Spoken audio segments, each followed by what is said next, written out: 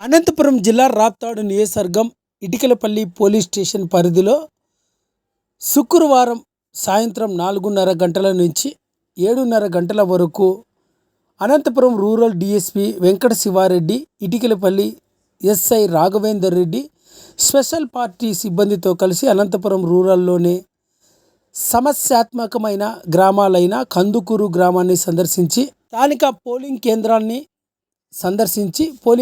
అంతా కూడా క్షుణ్ణంగా పరిశీలించడం జరిగింది. అనంతరం కందుకూరు గ్రామంలో గ్రామ సభ ఏర్పాటు చేయడం జరిగింది. ఈ సందర్భంగా అనంతపురం రూరల్ డిఎస్పి వెంకట శివారెడ్డి మాట్లాడుతూ ఎన్నికల సందర్భంగా కందుకూరు గ్రామంలో ప్రజలు ఎవరే కానీ గొడవలు సృష్టించుకోకుండా ప్రశాంతంగా ఉండాలన్నారు. కందుకూరు గ్రామంలో ఎన్నికలు నిర్వహించేందుకు ప్రతి ఒక్కరూ సహకారం అందజేయాలన్నారు.